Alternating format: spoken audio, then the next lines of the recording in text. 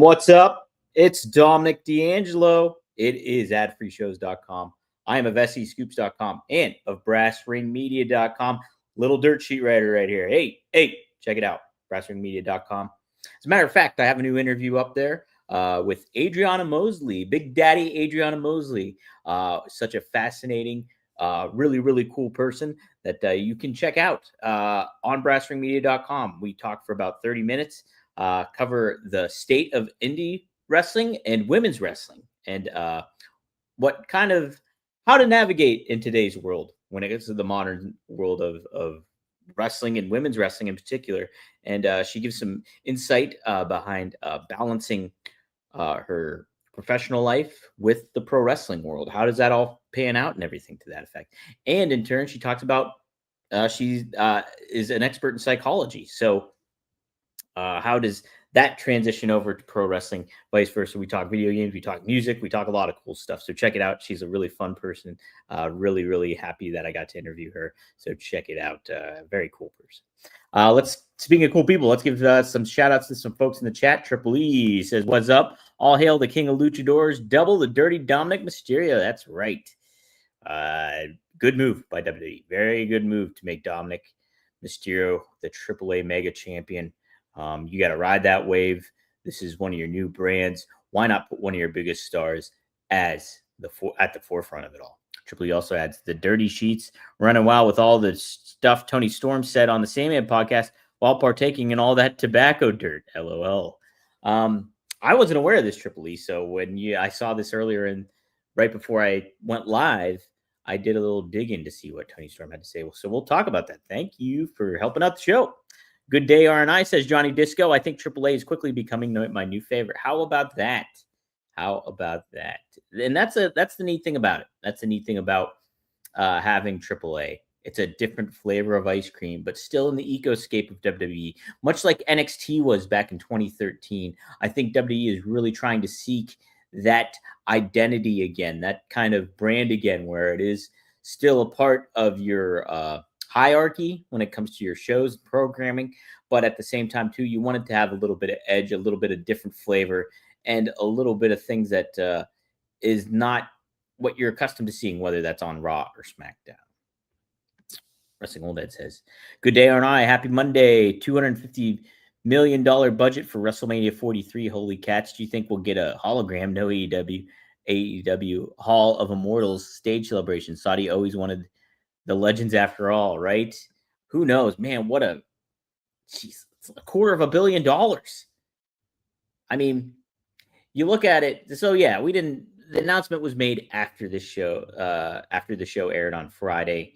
And so didn't get to talk about it. We weren't completely confirmed what this announcement was going to be, but everybody speculated that it was going to be this Saudi deal and everything to that effect. And so, we all have our criticisms and thoughts and everything like that about WrestleMania not being in the United States. And what does this mean for the long-term brand of WWE? Them taking a year away from the United States, from like an ardent fan base where Saudi is paying them huge money, obviously, here to go and do this show and have WrestleMania 43 in Saudi Arabia. Now, and I don't know, and I've said too before that last week that I don't know if this is the best thing for the brand in the long grand scheme of things. But I also have the thought too, in the same process. Boom, it's a business. WWE is there to make money. They're there to answer shareholders. They have confidence that their fan base will stick around. Will it? We'll see. Will that erode after this announcement and then leading up to 2027? 2027 is a long time away if you look at it from a story standpoint, from what they're telling with stories, from who's primarily featured. 2 years away is, it's under 2 years at this point, but there's plenty of time for things to change, things to develop, and things to go on in the world of wrestling. And I don't mean just from the television aspect, I mean from the whole ecoscape of pro wrestling. Where will this, and from the ecoscape of entertainment, streaming obviously becoming more prevalent. People are consuming media in short bursts very differently than what we were back in the Attitude Era. There's a lot of moving factors here. And so a year and a half, give or take, for WrestleMania, right? Um, Hard to pass up that kind of price tag when you get that set to the table and put on the table. And if you're a brand that has confidence in, hey, we can take this money, we can put on a show, we can make something really really big here going on. But again, how will fans feel about it? How will the absence of a WrestleMania in the United States affect the WWE brand overall? You know, is this short term thinking? And because I don't have the answer for you, but I mean, I don't think it's ultimately just from the surface. You taking away your company from your big main point fan base, not good for brand goodwill. You also combine that with ticket sales, high ticket prices, um, and like essentially pricing an audience out of going to your live shows, and then everything to that effect. Your lack of live events going on now, um, and mainly focusing on your big tentpole events, shows, and program. And so you are losing that organic connection. This is leading to something, organic being the term, that you have accrued with your fan base over the years, over the course of time, whether that's been the golden era or whether that's been, the attitude era, ruthless aggression era. Hold on, let me see what my cat's doing. Razor, hey, bud, what do you do? You do anything? Hold on, I'm still here, guys. Okay, he was just eating his cat brush. He's okay. All right. Um, but like you factor all that in. So, like I said, the organic connection. Well, my connection with that is Whole Foods. I think I've said this before on this show, or at least I've done a daily wrestling hotline on Wrestling Media about this. But I think this even speaks more to the point of the comparisons I can make.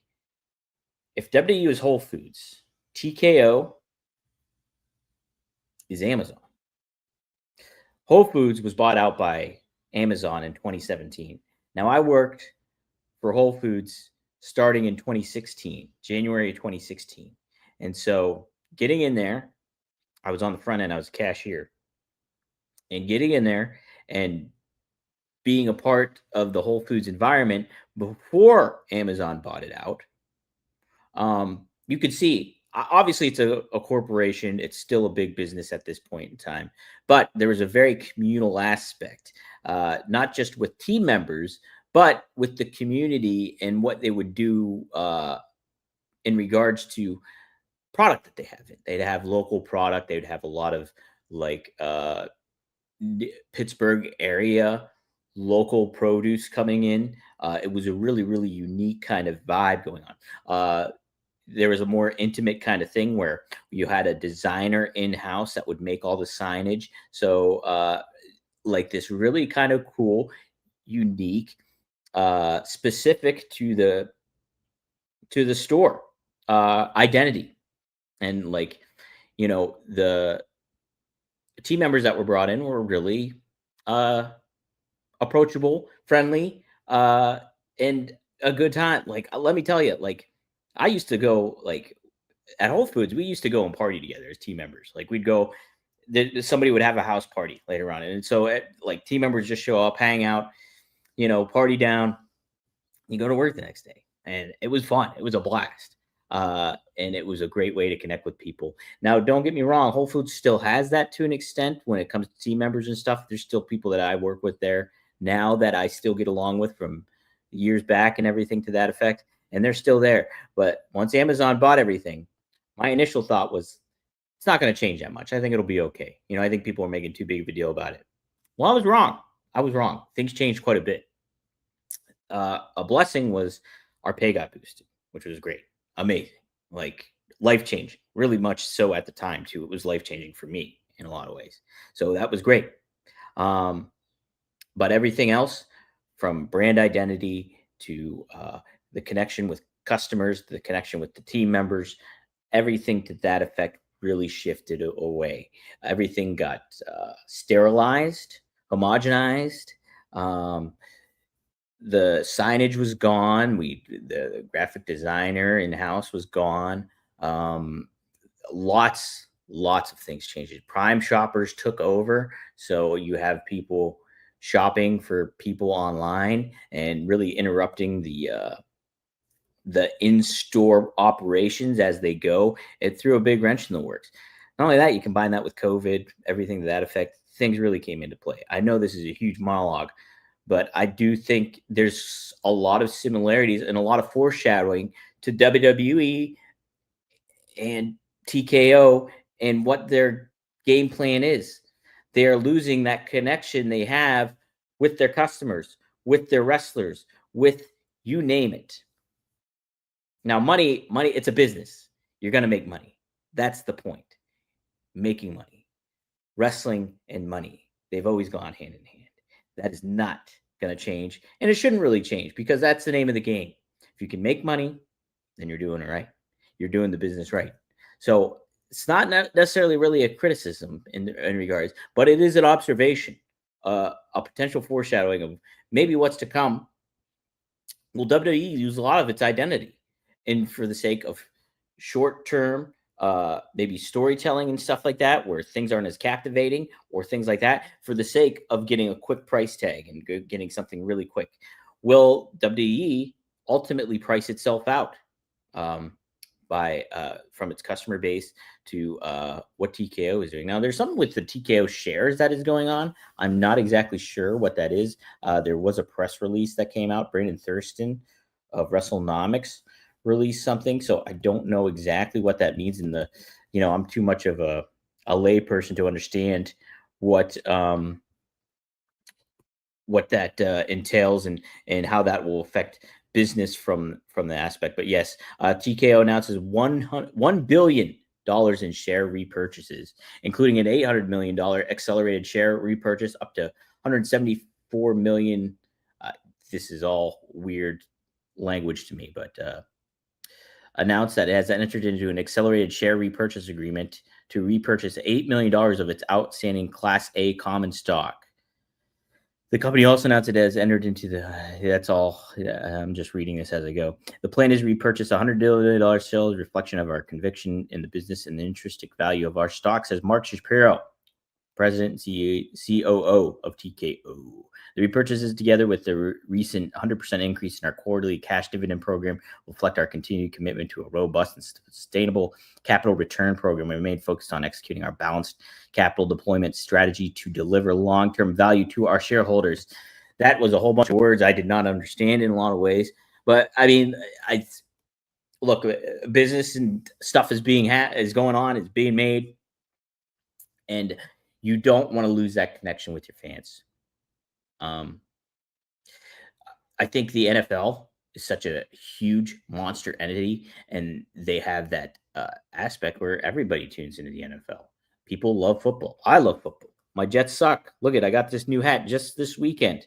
Just this weekend. It's the Gotham City version of the New York Jets hat, and it's a way to make money. Way to make money. This is their alternate uniforms that are not airing or happening until December, I believe. But I was a sucker. I love Batman. I love my New York Jets, even though they're awful. And they sucked yesterday. But I bought the freaking hat. It's about making money. That's what it's all about. That's what it boils down to. And so I can't necessarily really fault WWE for doing it. Everybody's saying like, oh, Vince McMahon cared about his fans, cared about the fan base. And yeah, he had more of a thought process when it comes to addressing making it available for fans, like ticket prices, whatever it may be. Now, Mark Shapiro says that that was an old, ancient kind of, I'm paraphrasing, but way of doing business when it comes to what you're thinking of. And so, Boom, there's the disconnect right there. However, I will say, Vince McMahon, if he was in power right now, he got offered $250 million to bring WrestleMania to Saudi Arabia. No doubt, 100%, he would do it in a heartbeat. Still would do it. So I don't think any change in power or anything like that has anything to do with what is going on. This is money is being made, times are changing, and things are going. So yes, but trying to think what if I want to touch upon anything else when it comes to the Saudi deal here. But yeah, I mean, we're gonna have. Seems like they're gonna be planning some big things. Obviously, who could they get out of the woodwork to come and return to wrestling on a show to make this feel unique? Will this in turn make WrestleMania 42 up here in Vegas feel unimportant? Hopefully not. Um, who are you gonna get out? Odds are you're not gonna get John Cena. I don't think John Cena. I think once he's retired, he's retired. I don't know. You can give that price tag to put John Cena back on there because it, in the grand scheme of it all, it makes it feel less important. His retirement is what I'm referring to. So it's tough. It's a tough thing. If I was an operation of WWE, would I have made that deal with Saudi Arabia? Probably not. I probably wouldn't. But I understand why they did it. And, I don't, necessarily fault them. This is the nature of the beast. Nothing would have changed if Vince McMahon was still in power. Nothing. This would have still happened. This would have still happened. Who knows? There could have been even more of a thing going on, But, I think, but again, I'm not somebody that's money on the mind all the time. Look at what I'm doing right now. How much money do you think I'm making doing this stuff? Not a lot, but I do think. So my focus wouldn't be necessarily on that. So would I, But I do think about the long term aspects of things. And so I'll make one more comparison before I move on here. It's like when pro athletes, I'll make a football reference. When pro athletes go away from, say, you play for the New England Patriots, or you have the option to play for the Patriots in the Tom Brady prime era. Let's say that Tom Brady in his prime, you're a receiver, you could go play for the New England Patriots. Hey, there's probably a Super Bowl in your near future if you do that, or you could take bigger money and go to, say, the Miami Dolphins. So say that happens. Say, oh, I'm a top receiver in the league. I could go play with Tom Brady for the New England Patriots. This is 2005, whatever it may be, and offers on the table. But hey, Miami's offering me a big, big deal. I could take that money, be set, even more so. Would I win a Super Bowl? No, probably not with Miami. Definitely not with Miami. Definitely not with my Jets. But if I were to go for a smaller price tag, maybe play with Tom Brady, I win a Super Bowl. I become a focal point, a person amongst the Patriot legacy. Now, think about how much this pains me to put over the Patriots right now. But put over the Patriots legacy, I'm a part of that. I retire from football. Guess what? I could be a talking head later on. I could go and do stuff part of the Patriots community, live in that existence. There's value after the fact when you move on. And I think doing that in the long-term scheme of things makes you, the talent, prolong your relevancy. The same can be said with what WWE maybe did in regards to this. Will this erode? Are they taking this Miami Dolphins deal over, hey, let's stick with the Patriots and build something here? Hopefully that makes sense. I think it's some fun, interesting comparisons to make. And, I think it's pretty viable in today's world. Again, though, it's like, who has a crystal ball to say what the lay of the land will be in 2027 when the media comes around, when everything comes around? Is WWE going to be able to weather that storm? Will they benefit from how media is consumed by people moving forward in regards to this Saudi deal? Or will this still erode? Will brand identity, customer goodwill, will that all come into play in build up to this WrestleMania? I want to say 27, but obviously it's not. It's 43, but WrestleMania in 2027. It's a fascinating, fascinating time, no doubt about it. And wow, it's just something to really heavily consider moving forward. Um, what else did I want to talk about today? Brock Lesnar showed up on SmackDown. Uh, I really am entertained by Brock Lesnar. Uh, just consistent star. People will weigh in about the controversies surrounding him in regards to being in the law involved with the lawsuit and everything like that. But WWE is definitely has top lawyer team looking at all this stuff. So them bringing him back means they're pretty confident he's not going to be a he's going to be a non-factor in that. And so I think Brock Lesnar is a star, no doubt about it. So to get him in the mix of John Cena's farewell makes sense. Wonder what they'll do after the fact, after WrestlePalooza goes down. Everything to that effect.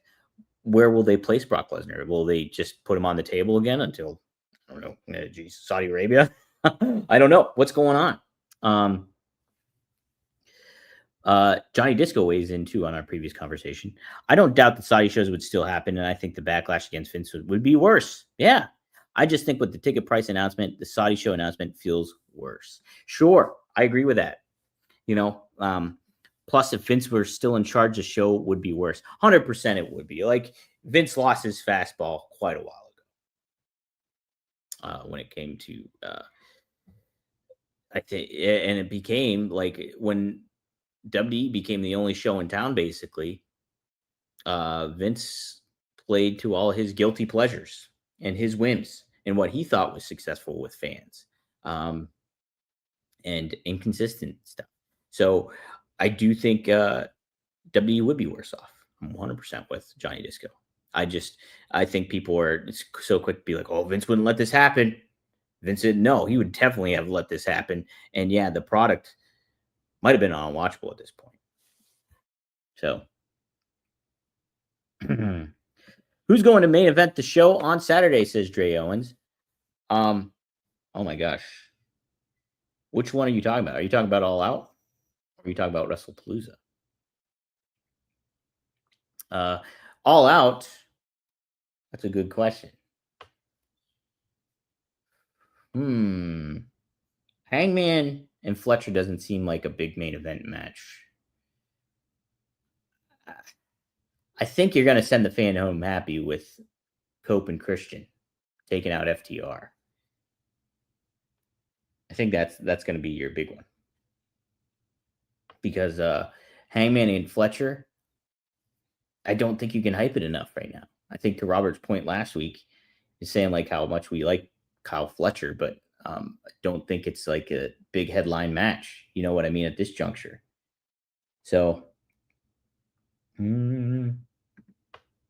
Jesse Hyde says, I wonder if John Cena will react to the Saudi WrestleMania news when he wants London WrestleMania. I think John Cena just understands the ecoscape of the business. So I think he'll kind of either probably remain mum on it, or maybe he'll say something after the fact, after his retirement tour is done, or he could even just be open and say what he wants to at the same time. So I guess I give you really a non-answer there, but I don't know. Like, yeah, John Cena's in a very unique position where he doesn't need WWE. Like, and so WWE kind of needs him at this point in certain ways. So, I mean, like, at the same time, too, John Cena is a company man. So, how will he navigate those waters?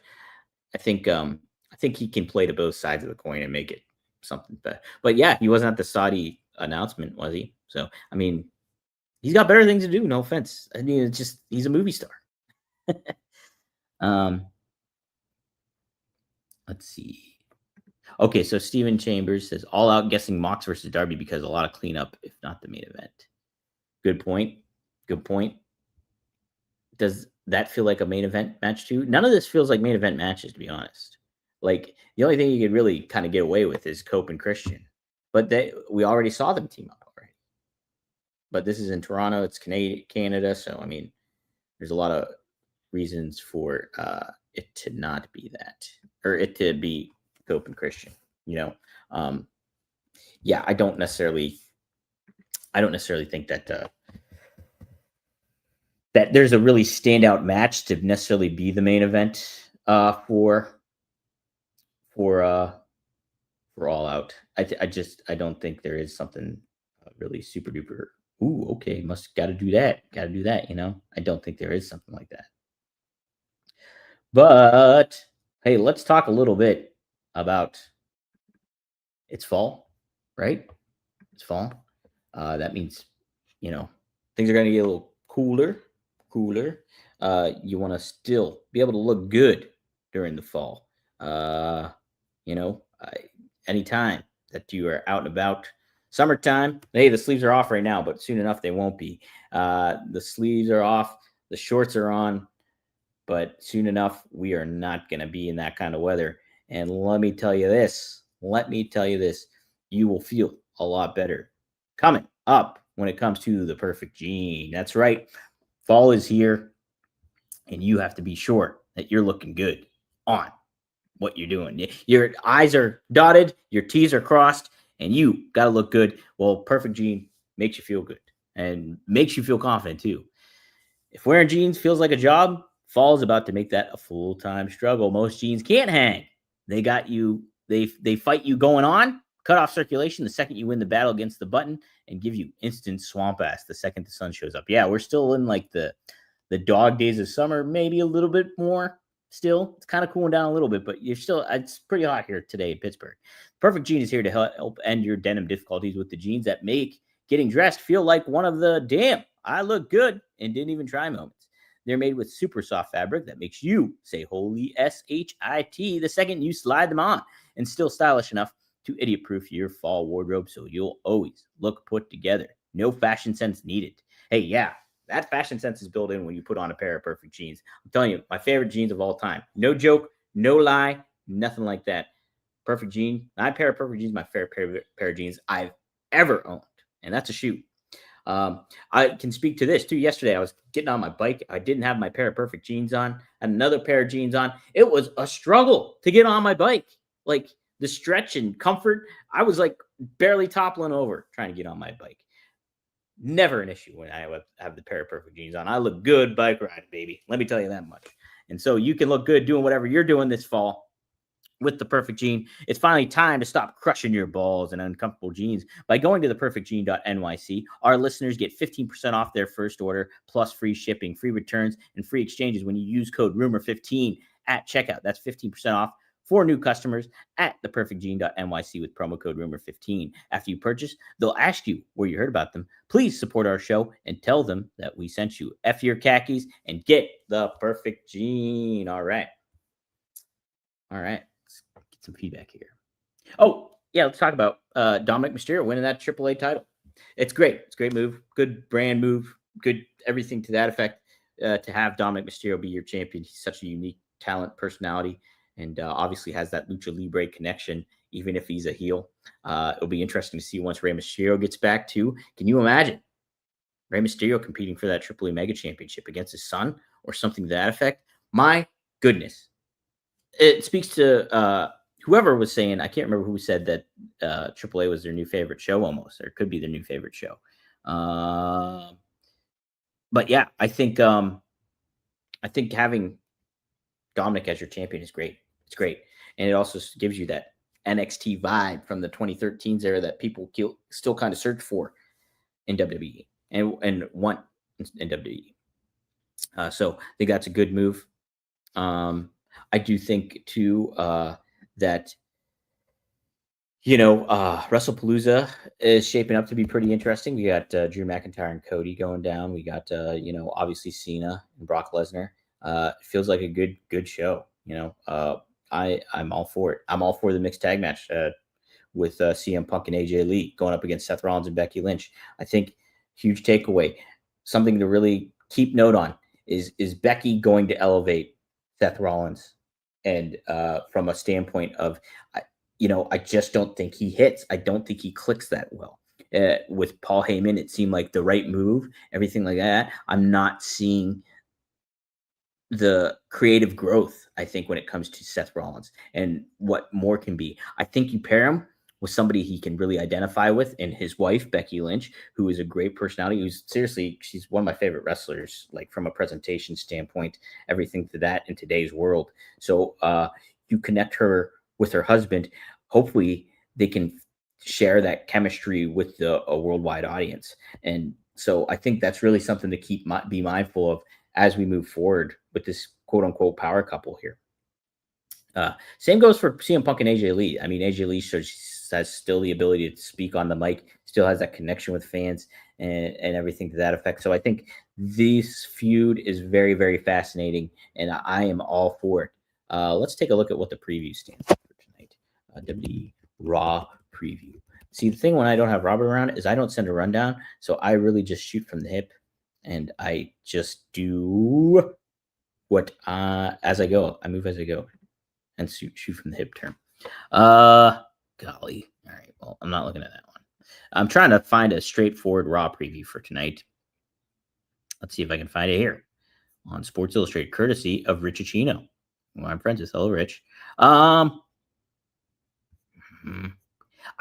like the websites that do bullet points. Here we go. We got a little something here. We got Lyra Valkyria versus Roxanne Perez. Lyra lost to Raquel Rodriguez last week. So how will she fare against Roxanne Perez? Will she break even here?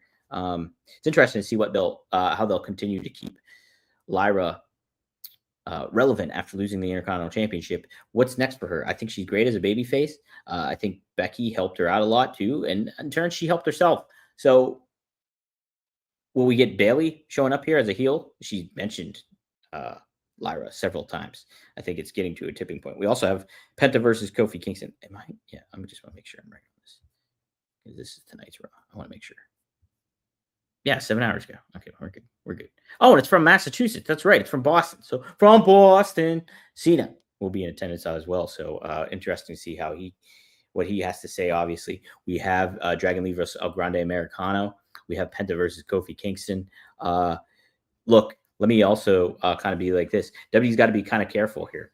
It seems like cookie cutting week to week with these matches here. Like you're just interspersing and changing things up just a little bit. Everything kind of still feels the same. Like El Grande Americano, you're getting your weekly dose of WWE Raw in regards to not much is changing. So W has to be cautious of this. I think, when you're in this grand big ecoscape of this universe you created, both from a television presentation standpoint, but actually from your business standpoint, you really have to hone in on the foundation of what works and what doesn't. So to do the same stuff here week in and week out, I would be a little cautious here. You have to kind of change things up. Understand you got 2 Monday Night Football games tonight. That's another thing that factors into play, I'm sure. But you have to be mindful of all this coming into play. What a fascinating time to look at wrestling here. It's just like, yeah, maybe the product. I do feel the product overall, wrestling in general right now, across the board, little flat than what we were expecting, when we get build up to WrestleMania, even build up to SummerSlam. But like AEW doesn't feel like a hot, viable product at this moment in time. WWE just feels kind of just like treading water. What do you do to kind of get that interest going? Get things, you got to create some variety. You got to think outside the box here a little bit. So what they've been doing week to week on Raw doesn't necessarily look like they're thinking too much outside the box at this juncture and stuff. I think there's a lot more room to grow with this kind of stuff. Absolutely. Dre Owen says Viking versus Dom Mysterio for the AAA title. Think that could main event a Raw? 100% it could. Oh my gosh, yes. I think that would be a great move, actually, to be honest, Dre Owens. We're talking about thinking outside the box. That's a good way to do it.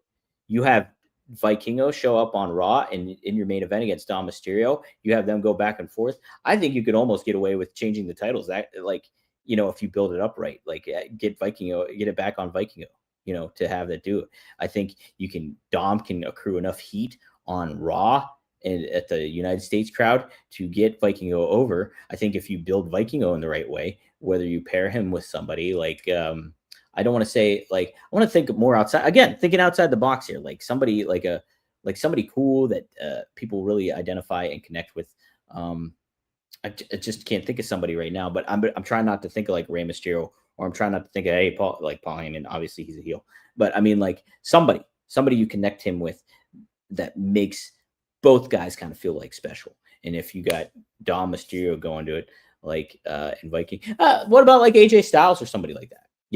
Just off the top of my head here, since there's a few going on with that. Wrestling Old Head asks a good question here. Are we inundated with too much access to professional wrestling these days? Does it dilute the experience overall? Back in the 90s, we had to wait for the big events, even a week for TV. I am with you, Wrestling Old Head. I do think we are so oversaturated, and that's not just with pro wrestling, but I do think in the grand scheme of everything is so accessible nowadays, and that means media, that means celebrities, that means wrestlers, athletes, politicians, even tuning. Politicians, maybe not, but a lot across the board.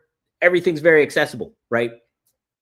And wrestling, if you think about it, now I can't take credit for this. I give credit to Bruce Mitchell from the PW Torch days for this thought process that wrestling used to be presented in a dark arena, and the spotlight was on the ring, and the fans were sitting down, and the ring was positioned higher, and wrestlers would be competing. So you'd be looking up at the wrestlers. They'd feel bigger than life. They'd feel mysterious. Uh, you wouldn't get that interaction that you would normally get today's world, where it's like, hey, I could tweet out to Rhea Ripley and she might retweet me. Something could happen. You know, you didn't get that. You barely got, a out of kayfabe person. You wouldn't. So there's that era of mystery that is gone from wrestling. And I think wrestling, though, it's a more highlight for that because it's such a unique genre where people are playing themselves, but they're playing characters at the same time. So that death of kayfabe and certain things like that, and making everything so accessible is very, very different in today's world. So I think you are correct in that, wrestling old head. I think there is certainly some unique things in making yourself more unavailable, and that goes across the board, myself included. I'm on social media way too much than I should be, and I think you know like there's something is less is more, right? I think that's always simplicity and less is more, and I think there needs to be some of that going on here with, and you know what? I would really consider AEW to try to do some stuff here. This is their opportunity to be very different from WWE programming and how they handle business sales.